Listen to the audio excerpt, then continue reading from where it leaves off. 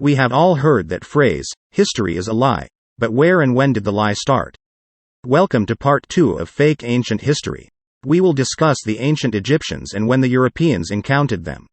What we do know about the ancient Egyptians is not as comprehensive as claimed. For the fact the ancient Egyptians did not write a chronology of themselves. Based on drawings, what we do know is the ancient Egyptians had a government system along with judges, jurors, and laws. All disputes and disagreements were settled by way of a polemic. The ancient Egyptians were a peaceful people governed by art. The ancient Egyptians created the world's first civilization along with 2 writing systems. They ate using utensils, sat in chairs, they lived in brick buildings, mastered agricultural development. No religion, they had a divine triad father, mother, and son, whom were known as Osiris, Isis, Horus, with a priest society whom hand-picked their successor. Learning institutions to develop, teach and sustain their curriculums. Remember, one must have a learning institution to create and sustain a writing system. They built pyramids, grand edifices, that's still standing today. Invented math. In order to construct such elaborate structures, one must have a mathematical base. This fact alone lets us know that they created it and used it as a workable method. Invented and performed surgical procedures. They were the world's first musicians creating instruments, banjo, a harp. Once you turn a harp sideways and add legs, you now have a piano. Most if not all of the information we have come by way of the Oriental Institute. It was established in 1919 by the University of Chicago with substantial donations from John D. Rockefeller Jr.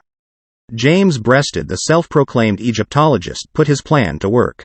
The original Chicago house opened on the west bank of the Nile in 1924, with room for just 4 people, a photographer, an artist, an Egyptologist, and the survey director. It was built next door to the initial survey project, the huge temple of Ramses III at Medinet Habu. The Chicago house in Egypt created pseudo-characters like Narmer, also called Menes, branding him the first pharaoh and giving a fictitious chronology of Egypt. Created the Narmer palette showing him smiting his enemies. They wrote books to help carry the lies, changed images, destroyed images that did not fit the narrative of the self-proclaimed Egyptologist.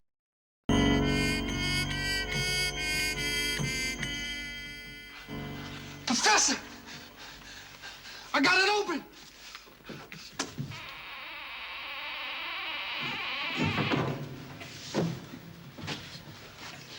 Good heavens, man! Great Scott, we've discovered the fountain of all knowledge of Egypt in the entire world. Do you realize the importance of this moment, Smedley? Yes, sir, I do. Do you see the brilliance, the untold years? I see it, sir. Oh, Sir, that's his medicine. Thank you so much. Thank you, sir. Father. You swine. Look, what is this? See. Says, cannot. This is the elixir of life, sir. The elixir of life? The cure for all diseases. Wait, see here. Wait, Give it to there's an me. inscription on the bottom. Give it to me. Give it to me. Open at other end. Lumix.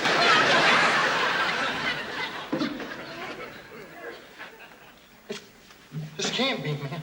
What? You know what this is? What is it, Buna? It's the Book of Life.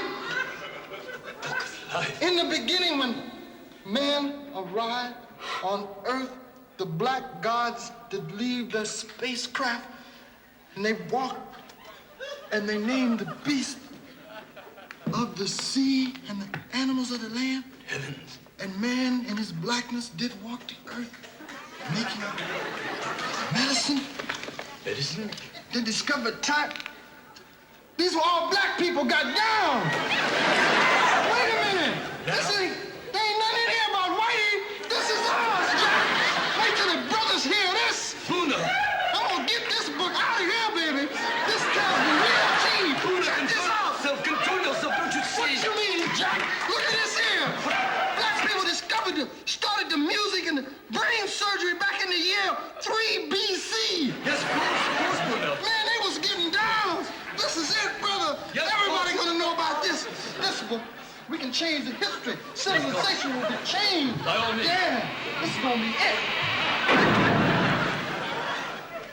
Get the bulldozers, there's nothing here. But. Shut up! Good heavens, time for tea, eh? What?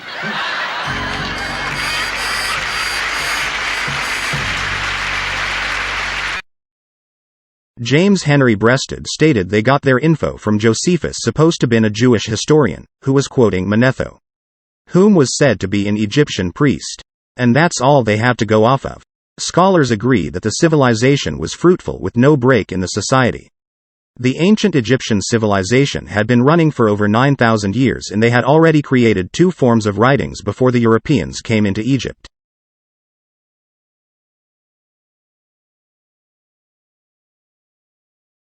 We have no cogent start date of the European to attest they even came or originated from Europe. Most of European history before Egypt is non-existent. We have no knowledge of the Europeans prior to that. The arrival of the European invaders in 332 BC came as a shock to the ancient Egyptians. They did not fight or harm the European invaders.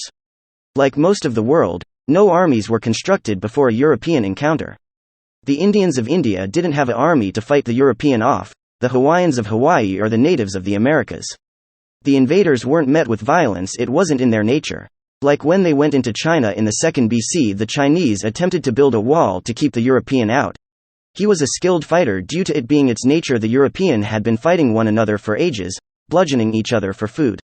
Warlike creatures with no god, nor alphabet. Writing was the furthest thing on their minds. Herodotus' lies have been circulating claiming some Europeans came into Egypt and studied with the ancient Egyptians. Learned and went back to Europe to teach. It's no record of this. The ancient Egyptians did not take foreigners into their sacred societies, they were selective amongst themselves in who they accepted.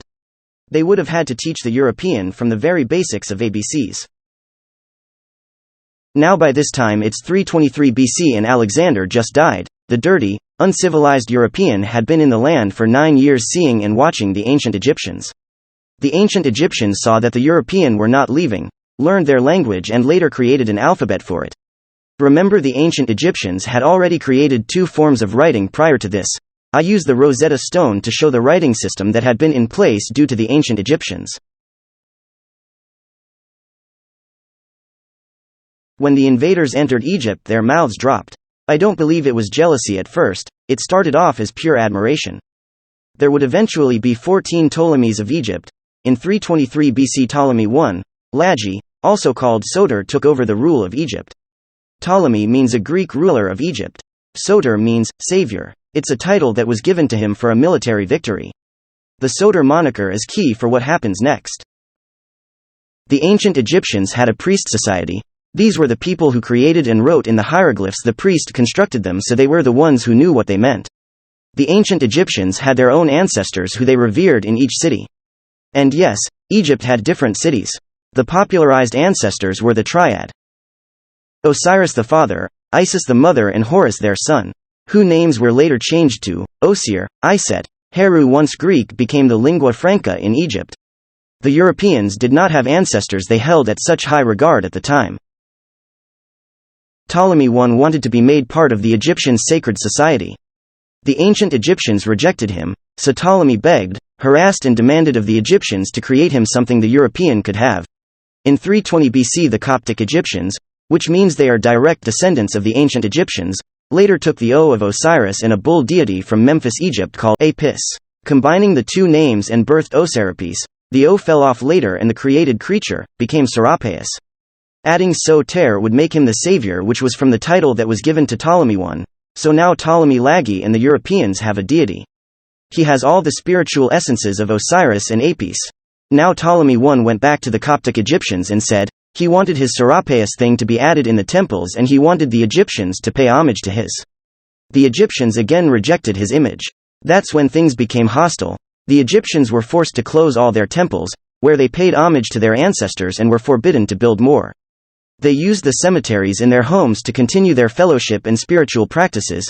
Ptolemy eliminated the last of the pharaonic sacred institutions. The erosion of the ancient Egyptian spiritual unity was dead.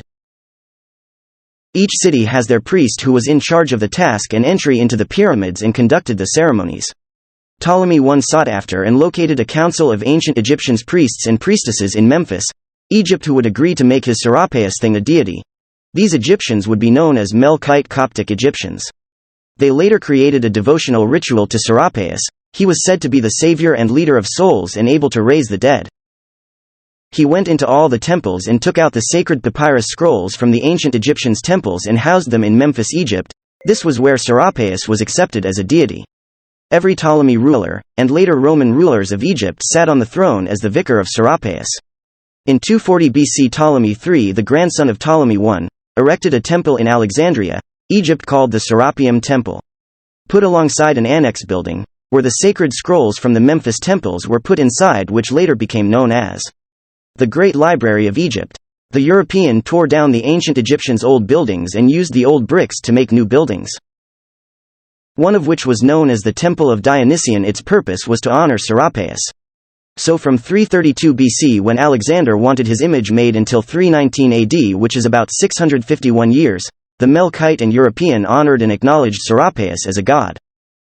Things in Memphis, Egypt were going pretty good for the European and the Melkite Egyptian, until Arius the Alexandrian presbyter, who in 319 AD stated that the image of Serapis was a created creature and not a real person. This would become what's known as the strong statement by Arius. This resistance from Arius started the Arianist movement along with Monophysite movement, which was a person who believed that Serapis had only one divine nature and not a human nature. Speaking against Serapis would be a heresy. In order to extinguish this, a council meeting would need to take place. This would be known as the Council of Nicaea I, which took place in 325 AD in Turkey, Northeast Africa, in the Palace of Constantine, organized by Melkite Coptic Egyptians under the order of Sylvester I. After the council meeting was complete, the ancient Egyptian triad had taken on a whole new look. A new group of Melkite Coptic under Sylvester I inserted the image of Serapis into the ancient Egyptian divine triad, making it now Osiris the father along Isis the mother, with the new addition of Serapis being the son. The act of supplanting the ancient Egyptians' ancestor Horus and inserting Serapis, a created creature, into the ancient Egyptian divine triad brought about the Homoousios Creed, known today as the Nicene Creed.